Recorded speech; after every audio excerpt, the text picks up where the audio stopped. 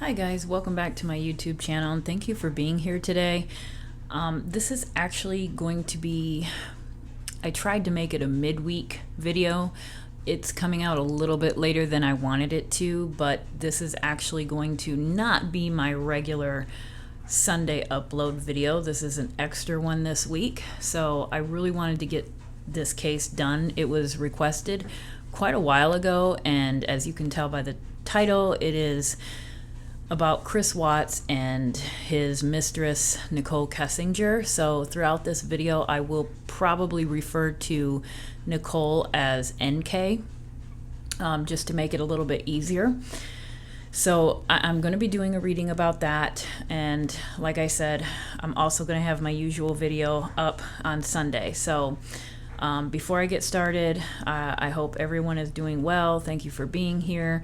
As always, if you are interested in tarot cards, tarot readings, true crime, unsolved cases, and the occasional candle video, please consider subscribing. I really do appreciate it. And for those of you who come back every week, I thank you. I really do. I so appreciate it. Also, I wanted to mention that recently I did change my settings in my YouTube so that I can get more notifications, or rather all notifications for people who are commenting. I did log in on my laptop the other day into my YouTube account, and lo and behold, I have missed a ton of messages or comments.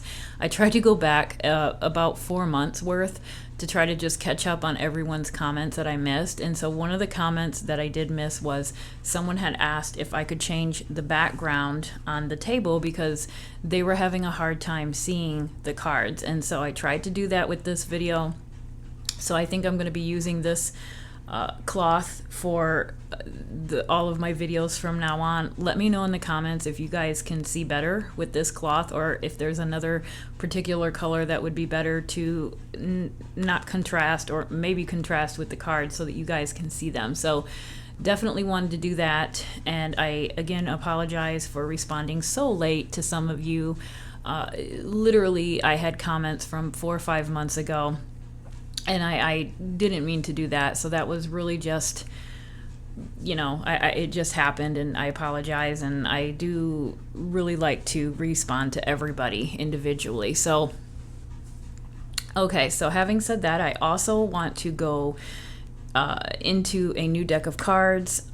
I bought this after I seen this, okay, on YouTube.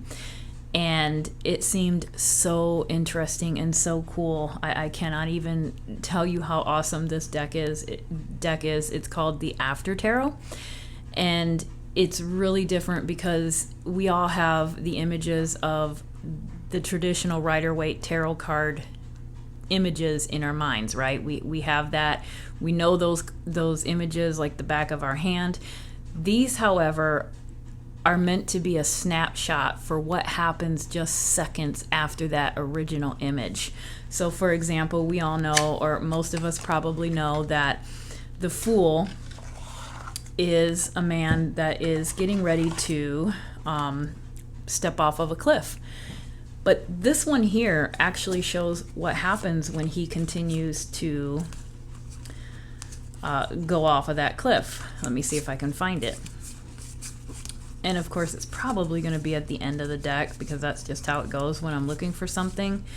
Really, really neat way of looking at the tarot cards. It gives a whole new perspective and adds such a dynamic to it. I love it. So I do want to use... Oh, I like that one too. I do want to use this deck in today's reading. Plus, I'm also going to use my other new deck, which is the Lo Scarabeo tarot deck. I don't know if that's how you pronounce it, but that's how I'm going to pronounce it, I guess. Let me see. Okay, here we go. All right, so check this out. The Fool card. So in this deck, he's actually stepped off of the cliff, but he's still holding on, and he doesn't look stressed at all in the least bit. That just really kind of shows the next image of what you would think you would see beyond that image that we're so used to seeing. I do like this one here, the Three of Swords. We all know this is heartbreak, betrayal. But this just, again, adds another layer. This is like a form of healing. Yeah, that occurred, but now maybe it's time to heal. This one here, the Seven of Swords, I really love this one. Yeah, this is sneaky, lies, deception, but guess what? He's not going to get away with it. It looks like he's stepping into a trap. So I really, really like how this creator came up with these images in the next few seconds, or what they would consider the next few seconds. I really like that. Very different deck. So really kind of excited to use that one in today's reading. I have not used this yet in a reading, so this is going to be my first time. I'm not going to start out with this one, though. I want to start out with the Lo Scarabeo deck. That one has been very accurate and spot on, so I really want to stick with that one today. Now, for today's reading, I am not going to go into the background of this case because I think, for the most part, it's probably safe to say that most people are really familiar with the details of this case. So I'm not going to go into any kind of a background how I do in some videos. And I'm not going to do a reading primarily on Shanann or the children, Bella and Cece and baby Nico. I'm not planning on doing a reading on them. I'm not very comfortable doing readings on children. I don't like to do readings on children. That's just my personal preference. However, if they come up, they come up. I can't stop them from coming through in the reading.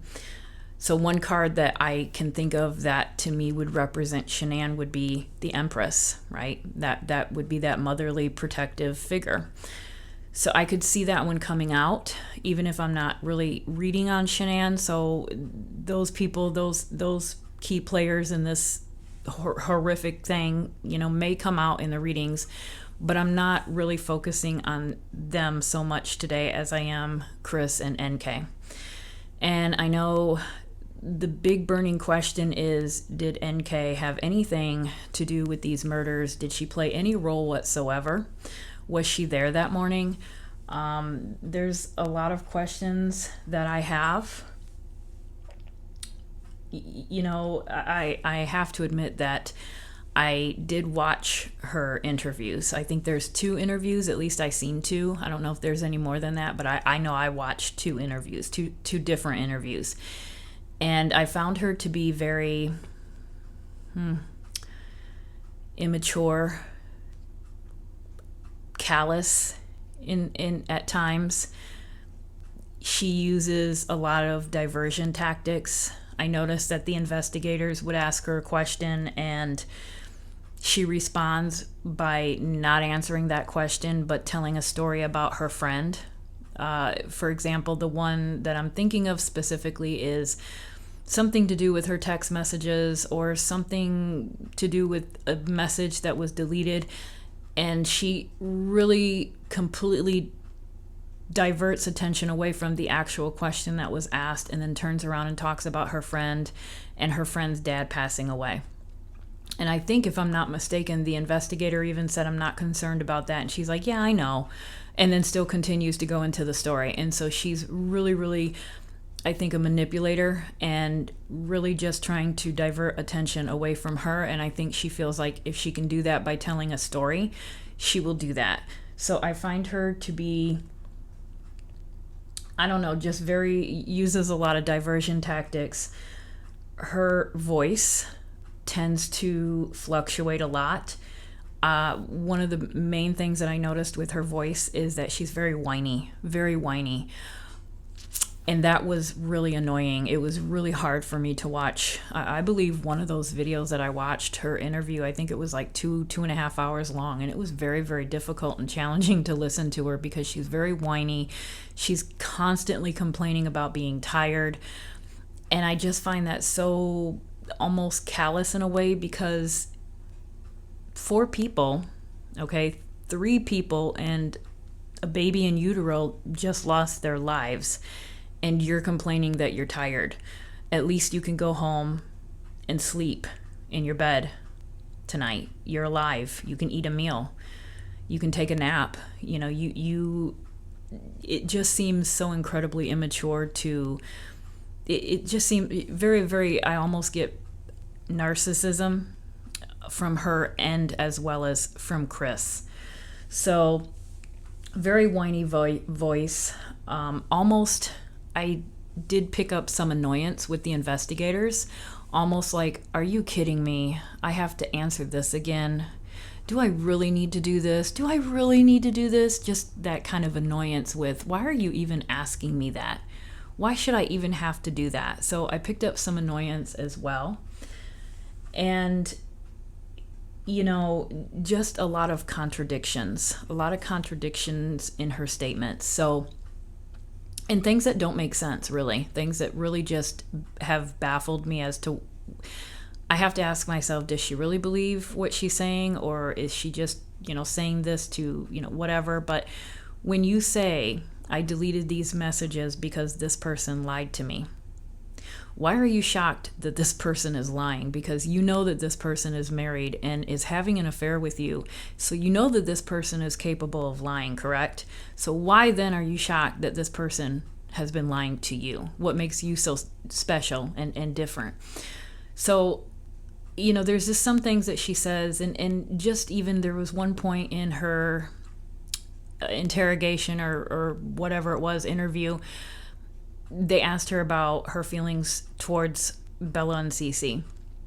And she goes on to say, well, I cared about them. I would always send him things on his phone and send him a text message and say, hey, did the girls see this? Because this is really cool. And I was always trying to find things that the girls would like to do and things that they could, buy or go places to, or, whatever the case may be. But at the same time, I would expect a person who really, really, truly had some sort of human nature inside of them deep somewhere, that she would also follow that statement by, God, I cannot believe that they're not here right now. I cannot believe that they're no longer here on this earth. I just told him about some new toy last week and I sent it to him and now they're not even here. Like, there was none of that. So that kind of bothered me. And then as far as Chris is concerned, we do know that this is another person who's very deceptive. He lies a lot, so it's hard to really know what he's saying is truth or not, because he has come out and changed his story so many times. We know that he is somewhat of an introverted person. And one of the things that I want to ask the cards is he truly, truly introverted behind closed doors? I want to know what his personality is behind closed doors. So one of the cards that I am kind of wondering will come out for Chris would be that King of Cups, because the King of Cups to me is the master of hiding his emotions, his true self. This is a person that can really appear to be calm, cool, and collected, but is that person truly that, in private? And I'm not too sure that he is. So I don't know, because I have not pulled cards yet. But I did think about it, and I thought, okay, one card that I think would represent him would be that King of Cups. So we'll see. He seems very controllable. I think everybody can agree that this is a person that's easily manipulated, even though he manipulates himself. I want to know the dynamics between Chris and NK. I want to know a little bit more about her curiosity or interest in the metaphysical world. I have come across a couple of articles, and of course I'll share all of my stuff that I'm referring to or pulling from in the description box, but my references. But one of the things that I have recently discovered is that apparently NK was very into crystals, carried crystals around with her everywhere, had them on her person all the time. Apparently Chris was even searching for a particular crystal that she had really wanted, and so I believe that he was going to buy that for her. I have also read, and I don't know if this is true, so if anybody is familiar with this case, you can correct me on anything. And also correct me on this particular situation, is whether or not there was a crystal or some form of a rock found under one of the girls' beds. So I don't know. We do know that NK had been into the house at least twice. I personally think it's more, but we know at least twice that she had went into that room. So was there a time that she decided to put a crystal under one of the girls' beds, and why did she put a crystal under the girl's bed? And a lot of times crystals are used for good positive things. So if she was trying to bring good positive things to this little girl, why not put it under both of their beds? So kind of odd. I'm very interested in her fascination with the metaphysical world because, these things, it's all about intentions and what are your intentions and your goals. I have crystals all over my table here, all over my altar. I probably have hundreds of crystals. I too carry them on me. I take them with me every time I leave the house. I have selenite hanging in my car. I have a little baggie of crystals that I keep in my pillowcase. I have crystals here that I keep, little bitty things and important little things that I have that I consider as protectors and for good luck. And this one here is to help with intuition, so I keep that one here. I keep selenite around.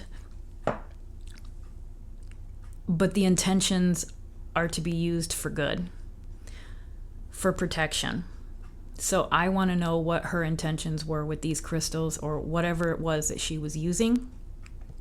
I believe Chris has come out and said that he felt like it was a dark something that she was dealing with, and that very well could be. So I'm very curious to see about that life of hers. Is there, there's been some kind of things going on out there that possibly, not to excuse his behavior, but was he under some sort of hypnotized demon type, whatever. I don't know. I don't know if I believe in that. I mean, I do believe that there is evil and darkness, of course. But I also know that we have free will. And nobody can force us to do anything that we don't want to do. So, could he be manipulated? Yes. But is that an excuse to say, that why he did what he did? I no, it's not. So, but I do feel like there is more to the story here, and I think that there is more interactions and things that people need to look at as far as NK. Very, very disappointed in the interrogators or the investigators that were asking her questions. They seem to coddle her. They seem to baby her, and I don't understand it. There's a couple of things in my mind. I'm thinking to myself, okay, is this a tactic? Is it a tactic? Maybe they're just testing her. Maybe they don't want to scare her away. Maybe they know at this point they don't have enough to kind of keep her, and so she's there voluntarily. They don't want to risk losing that opportunity. Or is it because she's managed to actually woo them and manipulate them? I swear to God, the one interview that I watched, the man who was asking her the question stopped and giggled probably 4 times. I counted in the video. I could not believe that this man was actually giggling with her. And speaking of giggles, we all know the famous giggle. I want to ask about that. There's so many things. I don't even know if I'm going to be able to get to all of it in this particular reading. This is probably going to be one that's going to require a couple of parts. So, but I do want to get to that. So yeah, I think that's all I wanted to mention. Trying to think. Oh, another thing I want to ask is, did the girls ever see or meet NK? Now, we know that she's saying no. I don't know about Chris. I don't know if he's saying that they ever met. I'm not too familiar. I haven't watched many of his interviews or heard about his interviews per se. I've kind of focused more on NK. But I am curious to see if what comes out in the cards as far as when I ask, had she ever met these girls? So just a question that I want to ask. And one more very important thing. Apparently her phone pinged in Frederick the morning of the crime, the morning of the murders. So I thought that was very interesting. I did watch a video, and I can't remember the name of the video, but I will go back into my history and log it or put it in the video in the description here.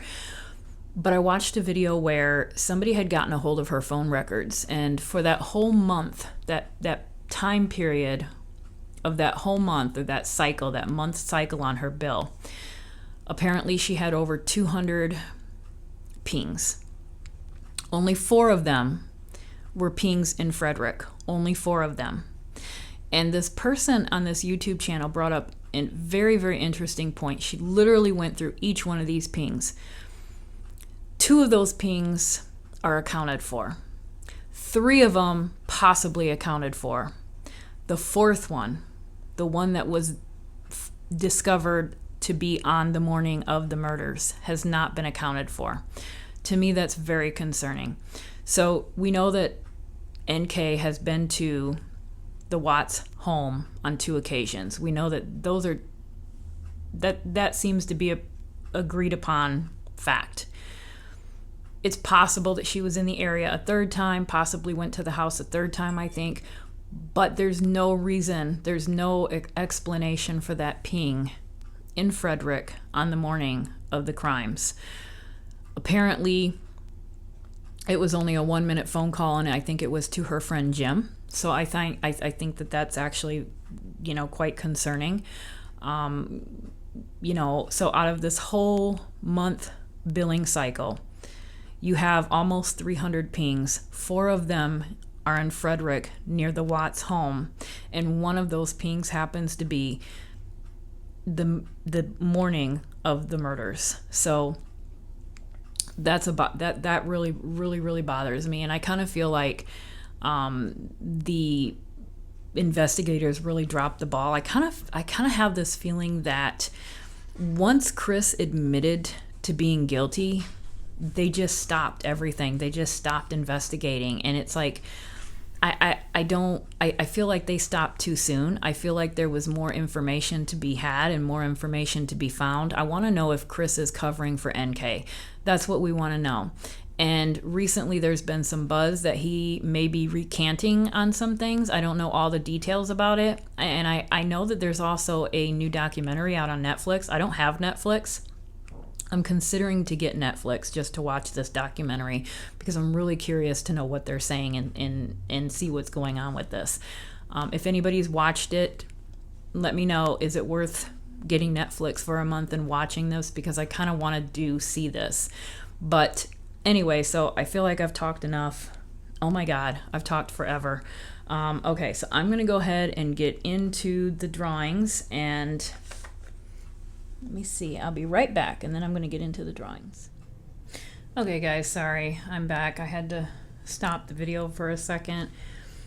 It is Stouffer's veggie lasagna night, and I had to take it out of the oven. So whenever I record or make candles, I can't multitask and make dinner, make a nice dinner, I guess. So I get something easy, and that's what it was tonight. So I needed to take that out of the oven. So I'm back. So the burning question that we want to know is, what role, if any, did NK play in the murders of Shanann, Bella, Cece, and baby Nico? So what role, if any, did NK play in the murders that morning? What role, if any, did NK play in the murders? What role, if any, did NK play in the murders? Oh, Jesus. Let's take this one out. What role, if any, did NK play in the murders? So, okay. Look at that King of Swords. That is literally a king holding a head. So this king has obviously decapitated someone. So very confident that this is probably Chris. And remember I said, yes, people can be manipulated and they can be coerced, but at the end of the day, we do have free will and we decide if we're going to do something or not. So he had the opportunity at the end. If he was doing this based off of the wishes and wants and desires of NK, he did have the ability to say no. He wasn't going to do that. This was his family, for crying out loud, his children, his wife. So this definitely is him coming through. This here is the act of what he did. So these first two cards, nothing is coming up per se of her yet. So this is definitely implicating him, which we know. So let me ask again. What role, if any, did NK play in the murders? What role, if any, did NK play in the murders?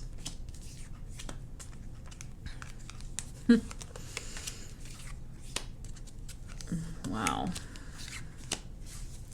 I do believe that she was the mastermind behind it all.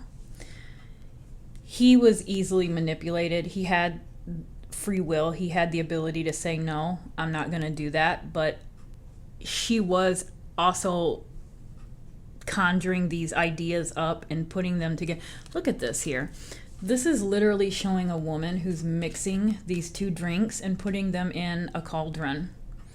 And I believe I remember watching an interview. I can't remember what, I'll have to go through my history or my playlist to see which video I watched. I can't remember. It was a YouTube crime channel, and they were interviewing the author who wrote a book about the case. I can't remember the name of the author either, but she did say that in her hours upon hours of interviewing Chris, he did tell her that whenever he was with NK, she would always make him this cleansing tea. And he didn't know what was in this cleansing tea, but he always drank it.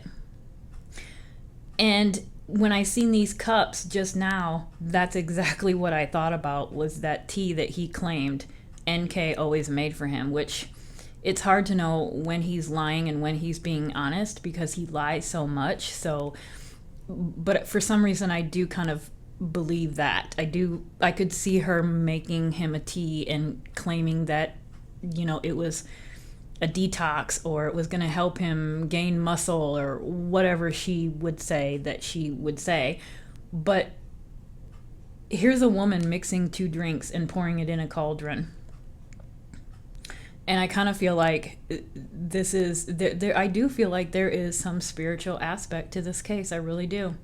And a lot of people don't. There's some people out there that are like, yes, this man was possessed by a demon, or, you know, maybe she had hypnotized him or something along those lines. And I don't know if it's to that extreme, but there is that aspect in this case. And I do believe that she was giving him something, and that's coming out. She was definitely, I think, the mastermind. She was the one that was coming up with the ideas and the plans, and he was just going along with it for the ride, I guess, or because he wanted to. I don't know. But this does tell me that this was her coming up with these ideas. So I don't necessarily know if she was there that morning in the house. Well, hold on. But she was definitely planting the seed for this to happen. Okay. Now, I just said hold on because I said I don't know if she was in the house that morning. And then I looked down at this card. And I'm looking at this card and I'm like, you know what? I think she was in the house that morning. Now, I'm not really looking at the definitions of these typical definitions of these cards. I'm really focusing on the images tonight. This is a different Four of Pentacles. Look at this. Look at that big old man in that tiny space in that house. This is confinement. This is, to me, possibly saying that she was in that house, confined in a small space. And what I'm really thinking about here, and this is nothing to do with the morning of the murders, but 2 years after the murders took place. 2 years after the murders took place, Chris Watts was in prison, but someone seen somebody walking in the house, the Watts family home, and I believe that the garage lights were on. And I think that the neighbors called the cops. The body cam footage is online. You can watch that. Anyway, they called the cops. The cops went into the house. They did a search. They didn't find anyone. You can watch this video. It's not very long. It's maybe 10 minutes long, but they go through the house. Now, remember, this is a huge house. This is a 4,000 square foot home, right? This is a huge house. This isn't your average size home. I think she was in that house. I really do, and I think she was hiding. I think she was hiding in a confined area. I think she goes into the house. I don't know if she still does it now, but I think that she has been into that house. I think she was in that house that night. And I think that this is also indicating that she could have been in or around that house the morning of the crimes. Okay, so let's go ahead and ask about the dynamics of the relationship between NK and Chris and see what comes out. The dynamics of their relationship.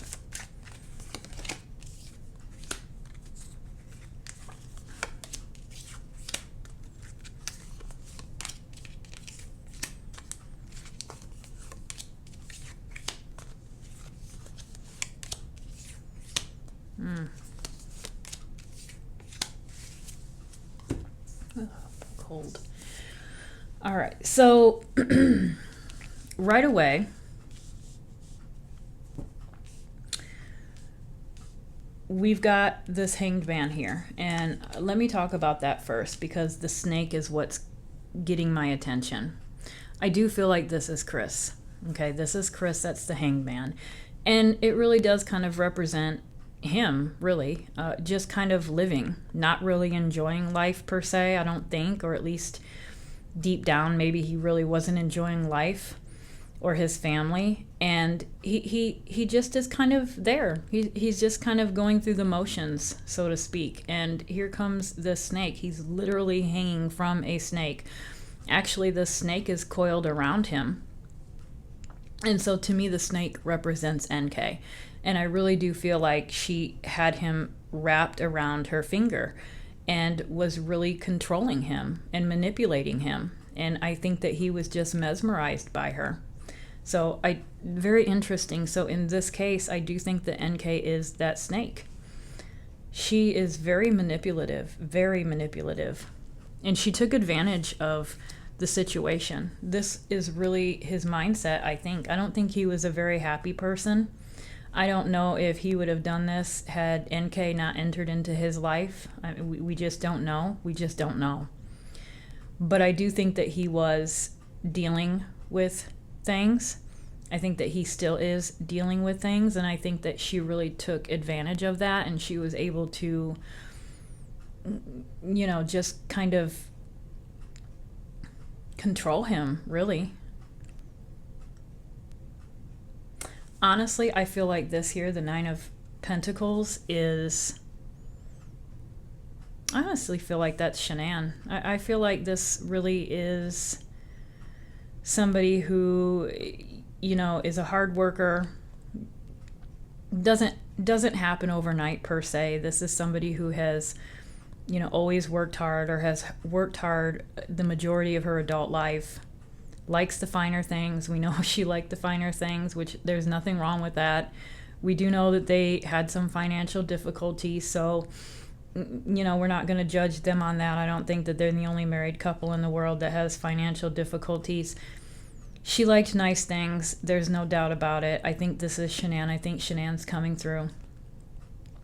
And the fact that Shanann is coming through, and we've got Chris, and we've got the snake, it just kind of indicates that this woman weaseled her way into the lives of these two people and literally separated them. It's amazing that we've got Shanann here, Chris here, and the snake right between the two of them. So she really slithered her way into their lives and upset their lives tremendously. It's almost like she was lucky, right? She was almost, and look how lucky she has been since this whole situation transpired.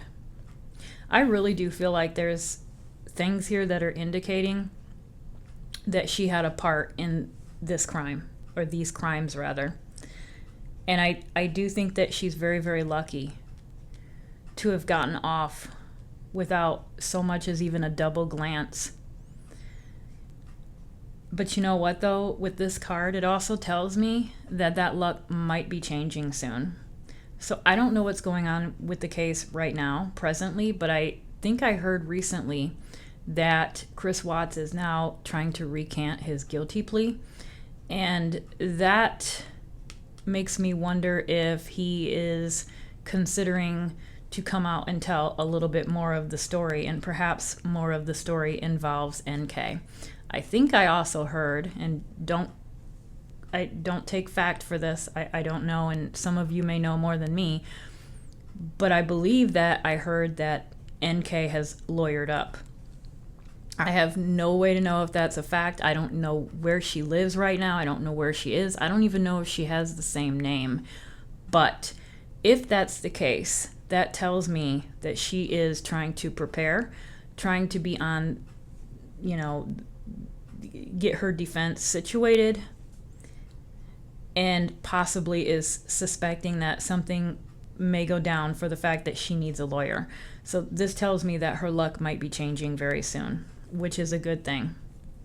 I think this is still Chris. I think he has so many demons that he's dealing with. But he should. After what he did, I hope that he's not sleeping very well. He really doesn't deserve to sleep very well after the heinous crimes he committed. So, but I think that he was almost, I don't really think that he's phased any differently now than he was prior. I really don't. There's something off about him where I feel like his emotions are so off that he has demons, and he's got issues to where he this is the Nine of Swords. This is the no sleep card. So this tells me that he has some issues or demons that he's dealing with. But I think this was actually even before the murders.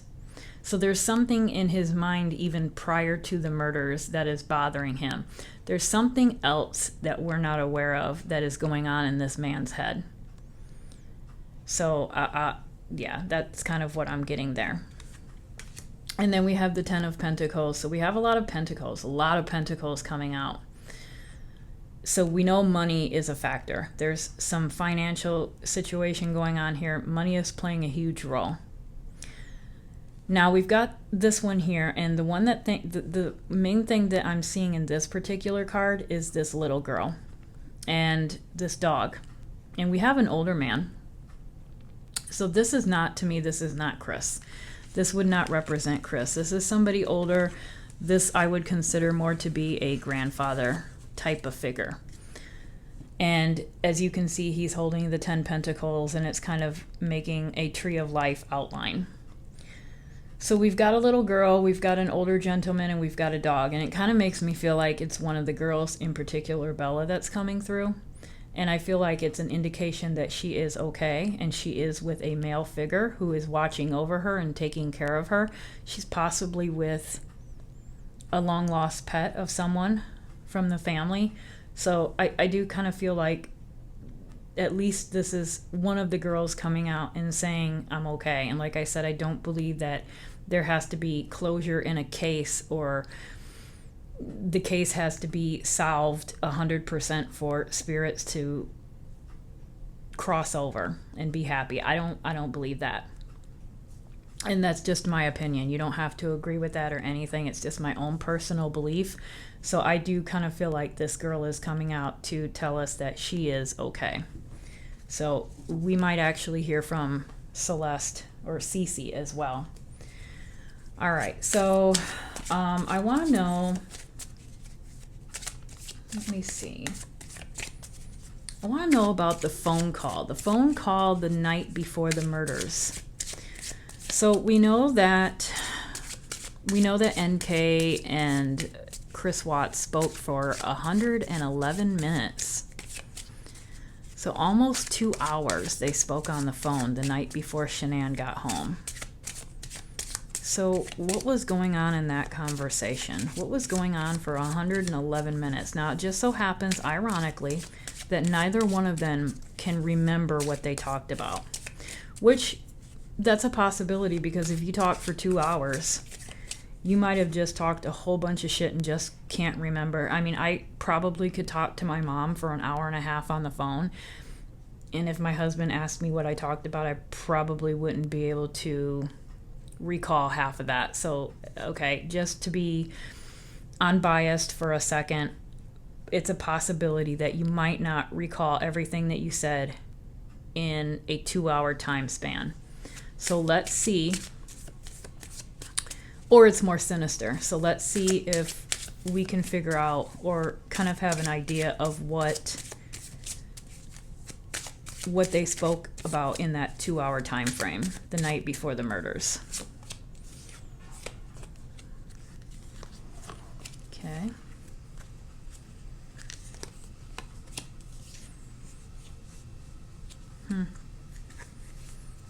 Not a good 3 to start with. Let's do 5. No, let's do 6. All right, so turn these around.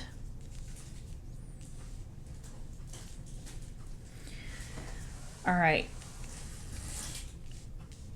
Definitely there was talk about the relationship. Someone had hurt feelings. They were talking about the 3 of them. So there's a sword for each one in this relationship. So there's Shanann, there's NK, and there's Chris. So definitely they're talking about the relationship.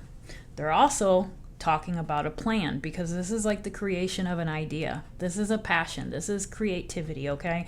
So there's some sort of creativity happening in on this phone call. They're talking about some form of a plan, and it's the creation of a plan. And look at these two. God, these two are horrible up here next to each other. So you've got the 7 of Swords, which is the sneaky, lying, deception card. And look at that snake right there. Okay, so we've got the snake. And then you have this 2 of Pentacles. Literally, the infinity symbol is made out of a snake. So we've got 2 snakes here. There's a lot that they talked about that they probably don't want out in the public, because they know it's horrible. It's sneaky stuff, it's dark stuff, it's evil stuff, and it's planning. It's planning. These 2 wands coming up, when I asked about what they were talking about in that 111-hour conversation, this was a planned conversation. They were planning. That is what the Ace of Wands is planning, coming up with a plan. It's the creation of something. And this tells me that Chris was gung-ho for it. Like, he was ready. He wanted this. He was ready to do this. I mean, he literally goes from the creation of a plan to being the king of that plan in one conversation. I don't know if this was a pep talk. I don't know if this was something that they just planned the night before. I would think so with the Ace of Wands. This to me is almost something new that they came up with literally that night. Or it was fairly fresh. I don't think this was definitely, I think if it was planned the night before, it definitely is premeditation. I don't know if it's premeditation in the form of like months. I almost feel like this could this have been created? This idea? Did this idea formulate between the 2 of these guys on the phone the night before? And then we've got the exchange. Let me tell you what I think is going on with the exchange. So when I look at this card here, I don't know if you guys can see, but I have these coins here, and they look like runes, which is another form of divination. which I wish I read, but I don't. I can't. So these are runes. They could also be crystals. Just saying, it popped in my head. That makes me think of the crystals that NK is known to having. But I don't, oh, hold on a second. Let me just, this is an exchange. You know, this is a monetary card, a materialistic card, so it's something definitely tangible given to somebody else. But honestly, in this situation, I could almost even say that this could be intangible, and it could be the gifting of an idea.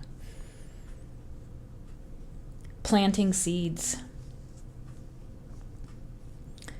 Planting seeds in someone's head, giving them ideas, being sneaky, and this person just going along with it and loving every second of it.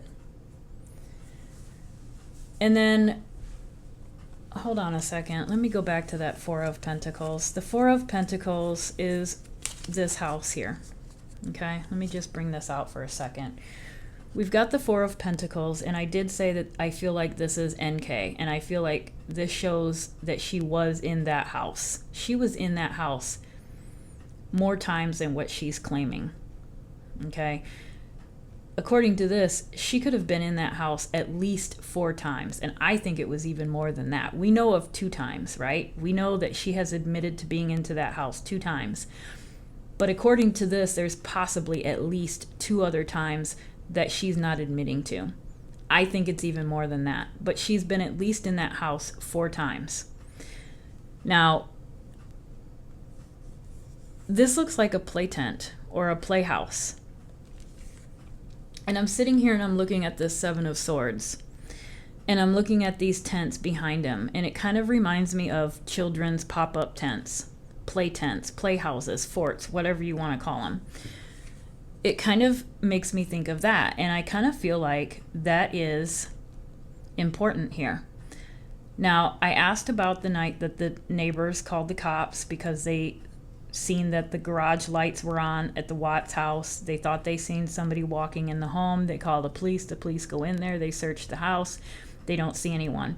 Is it possible that there's any leftover toys, perhaps a house, a play tent, a pop-up tent, something like that this woman was hiding in that they wouldn't necessarily think to look into? That's a possibility. So I want to ask about, let's clarify on the Six of Pentacles, and I want to get into the crystals. What's going on with the crystals? What's going on with the crystals?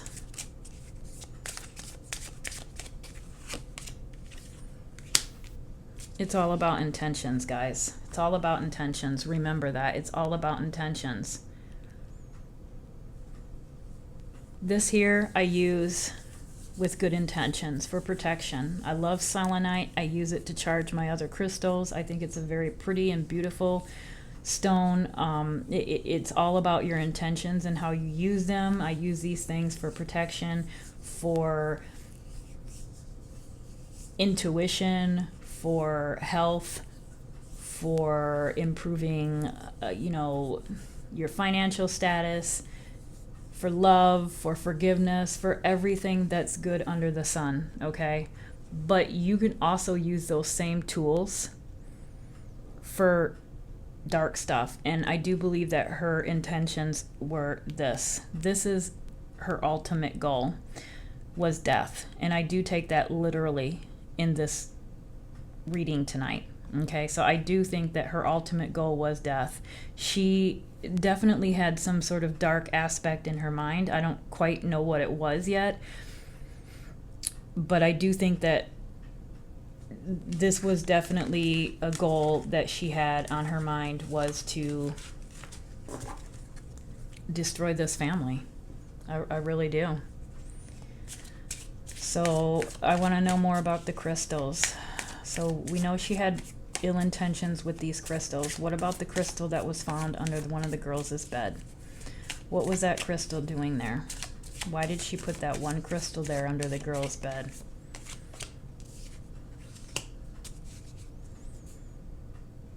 Fighting. 5 of Wands. A lot of fire, a lot of passion. That's will and desire. She had a desire to do something. Cause havoc. Why did she put the crystal under the girl's bed? If she did. All right, so this is her. This is her, the Queen of Swords. And look at that. She's also got a head. She's also decapitated someone. And look at this. It really kind of goes with this. So now we have got...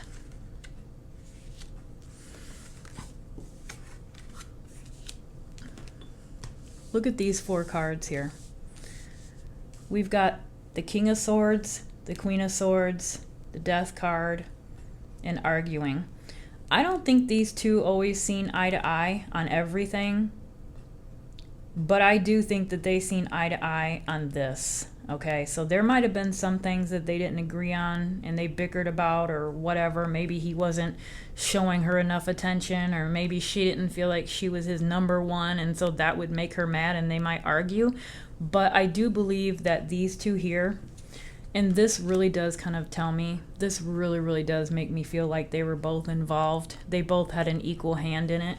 And when I say equal hand in it, I say that because not only are these two the same, but we also have this card, guys. You cannot believe that. You can't.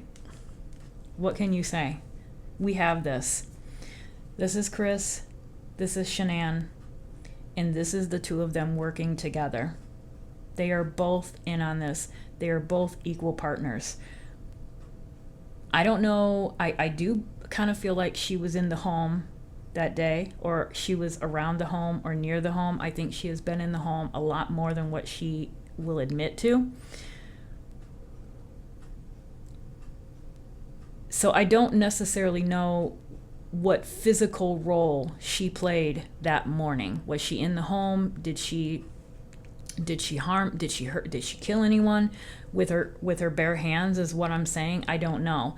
But this is telling me that she has an equal role in this, or these crimes rather. She has an equal role. So very interesting. Very interesting. Wow. I want to ask real quick about her famous creepy, eerie giggle. What is her giggle about? I kind of feel like it's got to be some sort of a doll. I know that they did prove that the laughing in the one video where the women were walking around the house with the dogs, they heard a laughing noise, and I believe that it's been proven that that was a doll that was on the floor. And so it kind of made me think of that when I heard her laugh, and it doesn't sound like a human laugh. I don't necessarily know if a human can even make themselves sound like that. So it kind of makes me wonder if this was possibly an inside joke between the two of them, or, you know, did she have a doll or an app that made that noise? I don't know. So let's ask about that creepy laugh of hers. What was going on with that creepy laugh? Was that real?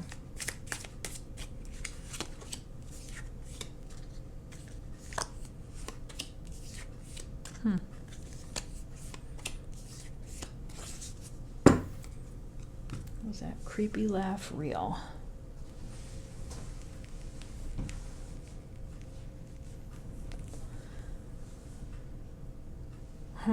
I don't think it was real. I don't think it was real, and I'm basing that decision on the fact that this is kind of a no feeling card. This has negative connotations to it. This is a man walking away, leaving his life behind him. So definitely kind of a no vibe. So I don't necessarily think it was a real laugh. I don't think it was her. It's got, God forbid if it is a real laugh, then shit, that's creepy. Because I don't know of anybody that can laugh like that. And it just didn't sound real. So I have a feeling that it was more along the lines of an app or some sort of voice over or something like that. But definitely I do feel like this is actually Chris coming through, and this is the moment that he decided to leave his life and walk away. This is what he should have done. He should have done this. He should have just walked away.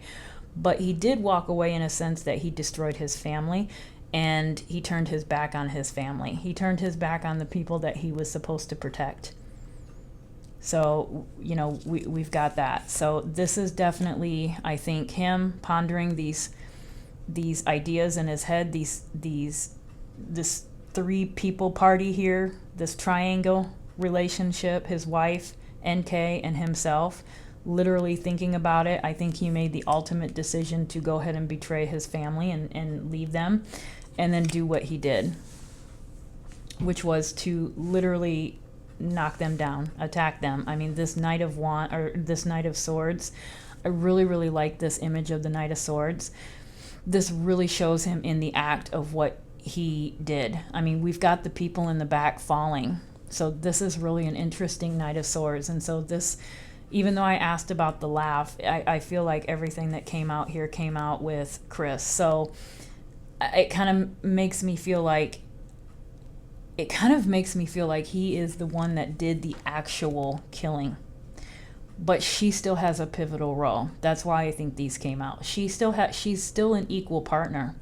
She may not be equal in the fact that maybe she wasn't there that morning per se doing what he was doing, but she definitely had a more pivotal role in this than meets the eye.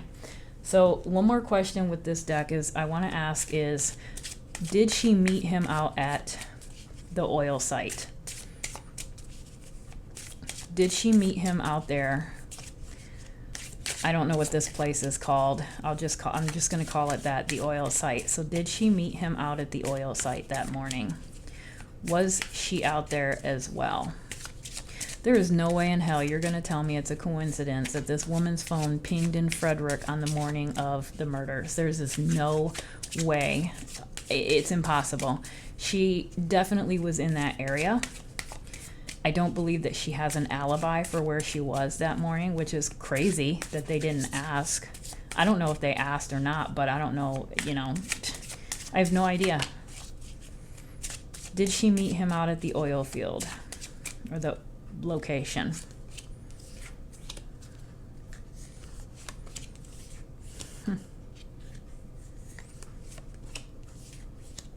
Oh, wow.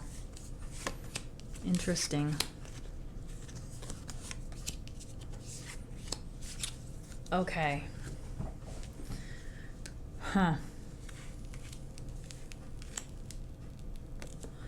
First thing I noticed when I pulled this, the first thing, and I have to go over this this is the first one I have to go over, is the Hierophant. First of all, I think that there is religion involved in this case, but it's not good religion. Okay, it's some twisted shit that she does. I don't know what she does.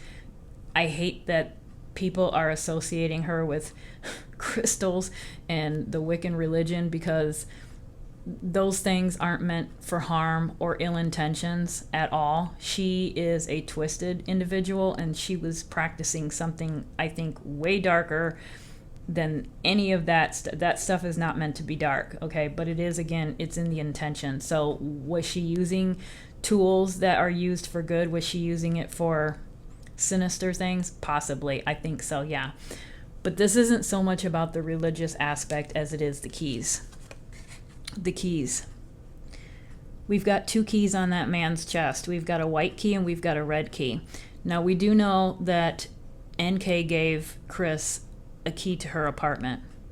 This also makes me feel like he gave her a key to the house. I feel like there was an exchange of keys. And you know what? That sure does make sense and explain that six of Pentacles, that exchange. Where is it? The 6 of Pentacles. I knew we drew a 6 of Pentacles. Here it is, right here. There was an exchange that came up. is it possible that these two exchanged house keys? Did she give him a key, but he also gave her a key and just told her, make sure that you come in when, Shanann's not home or whatever. And then when you're there, and I drug her up with some oxy and she's upstairs sleeping and the kids are sleeping, I'll come down in the basement and we can have a rendezvous for 2 hours. I think that that is very possible. I think that she was down in that basement a lot of the times. And especially if he was giving something to Shanann, she would be either sick or not feeling good or tired. And she was, she was gone a lot. She was traveling, she was doing business, she was just always out. And so it's possible that this person was in the basement frequently. And it's possible that she had a key and that she just came and went. Now, it would have to be in an area that wasn't the front door, obviously, because I don't think with the neighbors you're going to be able to just walk up to the door and unlock the door without somebody saying something to Shanann, or maybe. I don't know. I don't know how close they are with the neighbors, but it's interesting, and that's a big house. So you could definitely pull off somebody being in that home and other people not necessarily knowing or hearing or seeing. I do think that they exchanged keys. I think she has a key. I think she has a key, or she had a key to that house. I definitely do. That distinctly has 2 keys on it. Very interesting. So this right here, let's just go to this one, the 6 of Cups. So we've got a lot of sixes. So we've got the 6 of Pentacles, we've got the 6 of Cups. So this right here is a different 6 of Cups, different from your average. And when I look at this one, what I see is temptation. That is what I see, temptation. I do believe that she was temptation to him. That is what he's seen her as. He could not resist her. Whether that was because she was doing some black magic love spell potion on him, I don't know. Maybe it's a possibility. Those things do exist. I don't know much about them. I've never done a potion before, per se, for a love potion or anything. But, I mean, I do feel like, and this is Cups, she was giving him something. She was giving him that tea. That author said that he told her that every time they were together, she was making him some sort of spiritual awakening, cleansing tea. So we've got 6 cups here, and we've got temptation. I do believe that she, in her mind, was putting some sort of like a love spell on him. I do think that that is now starting to come out. And that I know I know how it sounds. Okay, but I'm just telling you, I feel like that's what she was doing. Not agreeing with it, not saying that it would work, but if her intentions were for that to happen and she was giving him something, that is definitely possible that that's what she was doing. So this King of Pentacles is like the prize, right? I feel like this was her eye on the prize. I think that she wanted the life that Shanann had. I really do. And the way to get that was through Chris. Get rid of the family, get Chris, and then take over that life. I think that that was really her ultimate goal.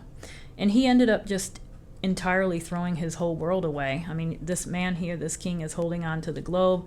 Look at all these material possessions and these riches that he has around him. I think in Chris's case, we're not necessarily talking about gold coins and cups and grapes. We're talking about his family.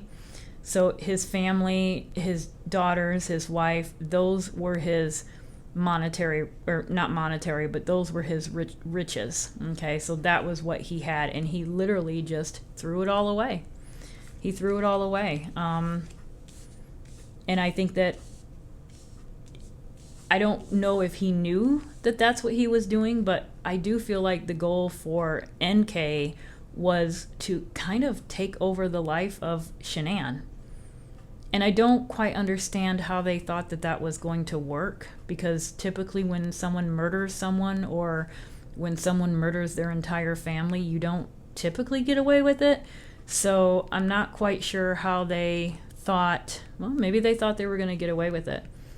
Maybe they did. I don't know. Maybe they thought that they had a foolproof plan, and it just didn't go the way they expected it to go. And I don't know, but I do kind of feel like her goal was to take over being the woman of the house.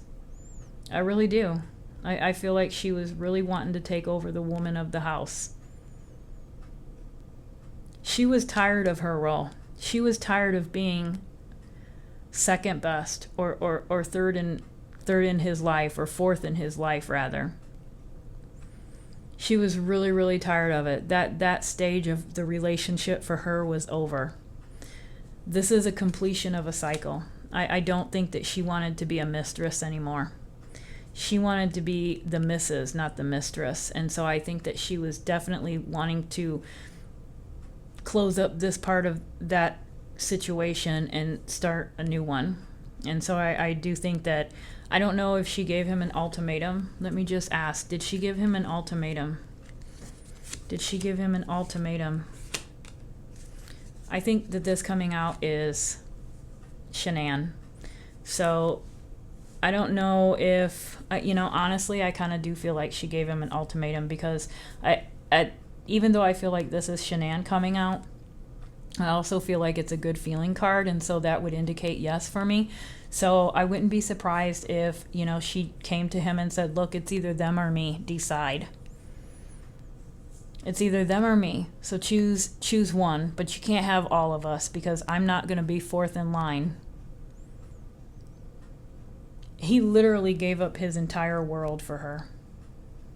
His entire world for her. We've got globes in this one and in this one. He gave up his whole world for this woman.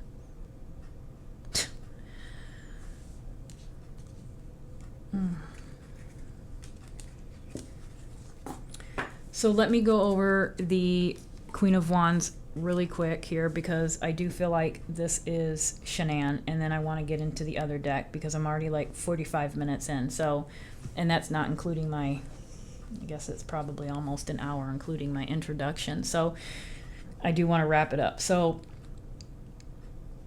the Queen of Wands, I do feel like this is Shanann. I think that this is her coming through. I always say in my readings that my opinion is that there doesn't have to be closure in the physical world for the spirit to have peace on the other side in the spirit world. And I do feel like this is her really telling us that she is in a good place. She is okay. She is protected. She's got lions on both sides of her. She's protected. She's safe.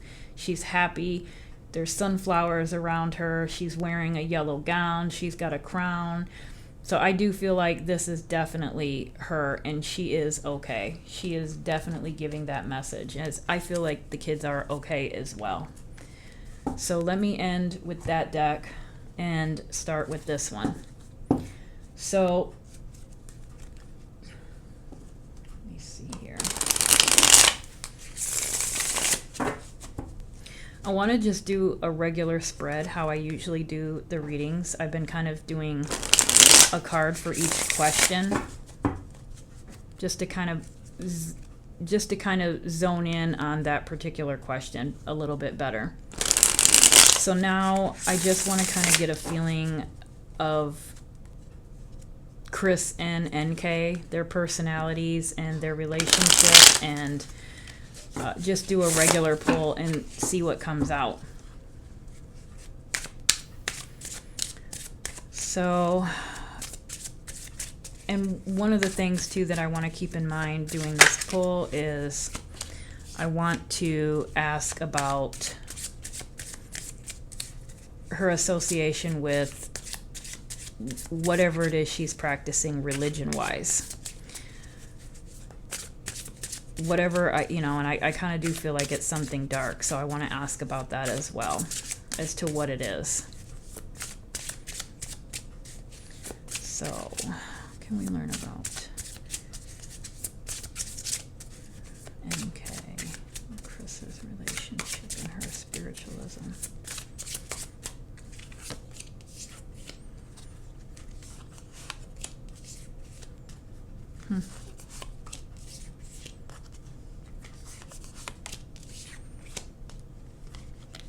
Interesting, very interesting.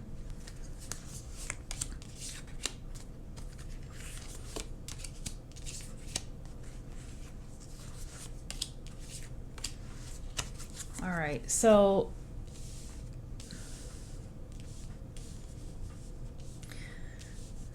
So I was asking about the dynamics of the overall relationship between NK and Chris, and I do feel like,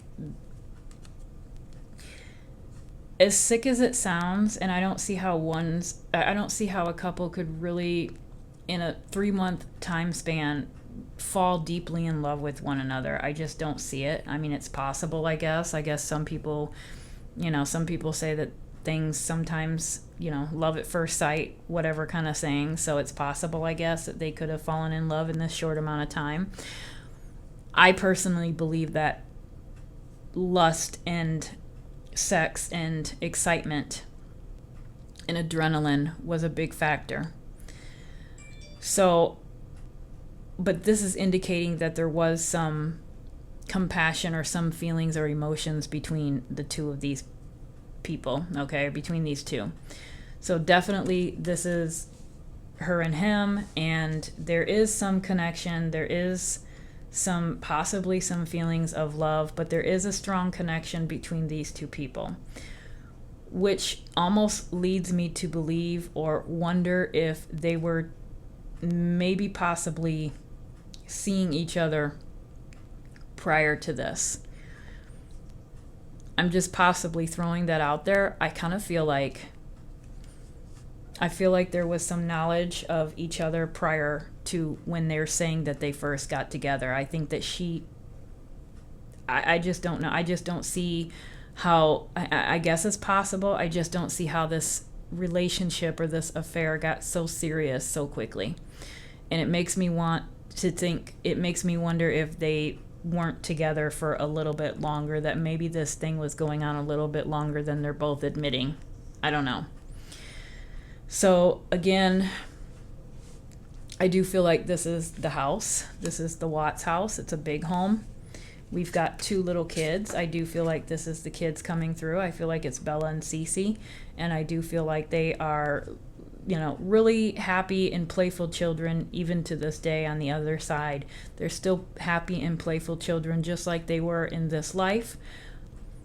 So, I do think that that's coming out for that reason, but definitely this also indicates to me that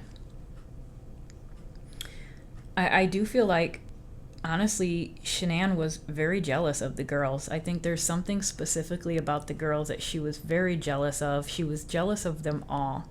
And any woman who is jealous of children is a scary woman, is a very scary woman. And even the fact that she goes so above and beyond to tell the police officers or the investigators or whoever was questioning her, she goes on and on and on about how she would text Chris and tell him that, she's seen a new toy or she's seen something really cool that the girls would like. And when you have to go above and beyond to tell somebody that, it's almost like you're trying to convince them that you cared. Or you're trying to convince yourself that you cared, when in actuality it was fake. It was fake compassion, which brings me to this card. I feel like she tried to fake compassion. She tried to show that she cared, but deep down inside, she really truly didn't. And I know this is upright, and that would be more of probably a reversal, but it's the feeling that I get.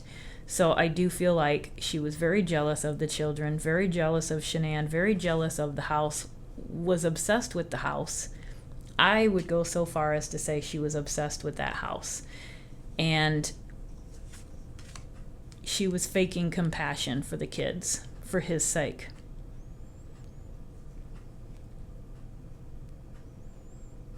Yeah, she was definitely working on her plan.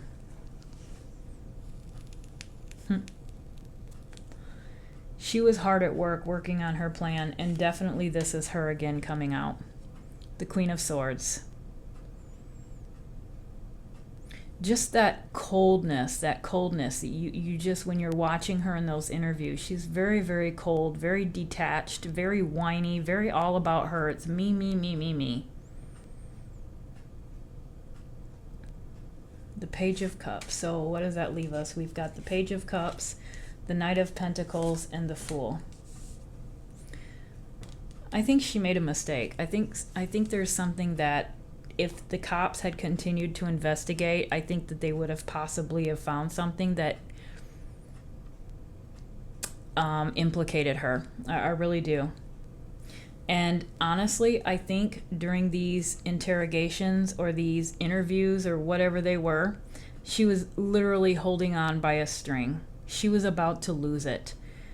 I think that her nervous tendencies and her whiny voice, and her diverting attention away from the question and redirecting the investigators was all a tactic, and she was doing it because she was literally barely holding on. I honestly feel like she also made a mistake somewhere, but I really do believe that they closed down the case when he admitted guilt too fast, and they didn't get a chance to see it or find it. But I do think that there's possible, and that could be also why somebody would go back into a home. Now, I know it was 2 years later, so I don't know, but I really do feel like that night that the neighbors seen the garage lights come on, I feel like that was her in the house. And it's possible maybe she was trying to tidy up things or make sure that there was nothing of hers left behind. I don't know, but one would think that those things would be removed from the house, but I have no idea what is there and what isn't there. So, and she may not either, and so maybe that's why she wanted to go back and double check. So I don't know. I don't know if that would be the motive behind it or not.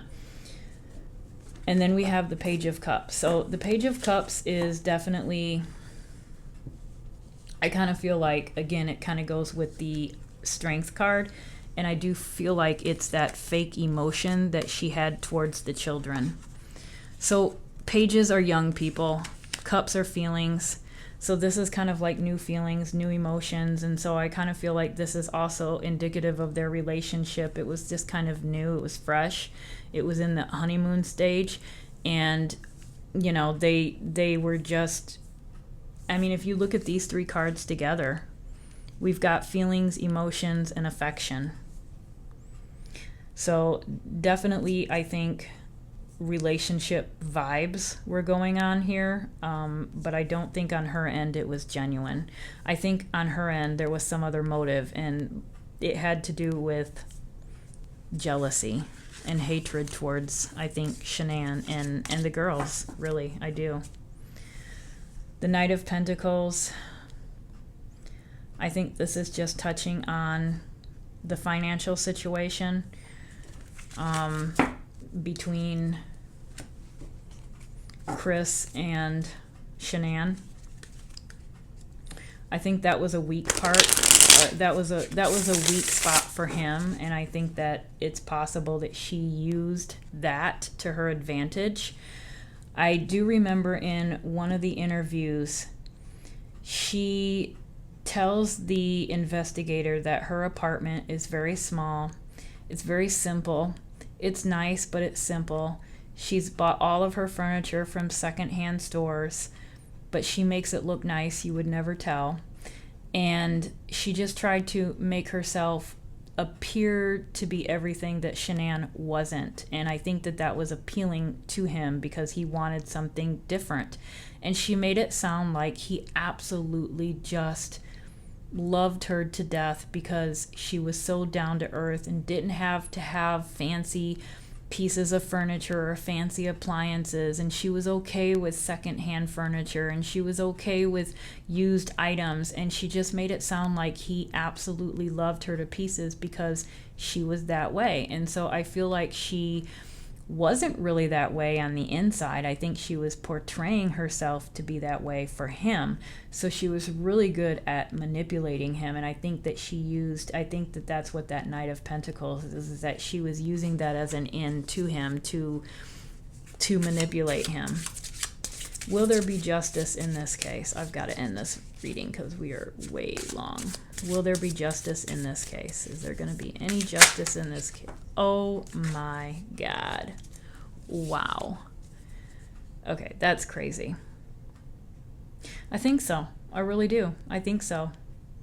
And you know what, though? Here's the thing. I'm going to end this reading right here because there is no freaking way I asked about justice and I pulled the justice card. There is no way. That makes my day. I'm going to end it right here. So, what's striking about this justice card is that you don't just have one person kneeling before the judge, you have two. And right now, there's only one person behind bars. And I think eventually we're going to have two. I do think that NK was involved in the murders of Shanann, Bella, and Cece, and baby Nico. I think that she has been in that house a lot more than what she's admitted to, or a lot more than what Chris has admitted to. I do think that she had access to that house. I think that keys were exchanged between the two of them. She gave him a key and he gave her a key. I think that there were times when Chris was possibly drugging Shanann, and she was probably either sick or out of it or sleeping. And those two were probably playing house in the basement. I would not be surprised. And I think that all of her portrayals of caring about the girls and having compassion for his kids, I think that was all fake. That was all a facade. It was just to lure him. So I think honestly, you know what though? I think there's going to be justice. Let me just ask one more question. I want to know if NK knew Shanann prior to 2018. Did NK know Shanann or know of Shanann before 2018?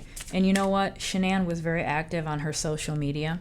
And I'm sure because she was in sales and she was trying to sell her product, I would imagine that her social media was open for the public. So I'm assuming that NK could probably log into a fake Facebook account, which I'm sure she had, and go on to Shanann's Facebook page and watch every video that she ever posted. I would not be surprised if she watched everything as it was playing. So I don't believe for a minute that she wasn't aware of what was going on in his life. I think that she was fully aware of what was going on with Shanann and that she was 15 weeks pregnant. So I want to ask about that. Was NK following Shanann? Did she know about Shanann? Did she watch her? Wheel of Fortune. Okay, come on, give me... Oh my God, of course it can never be a yes or no. Okay.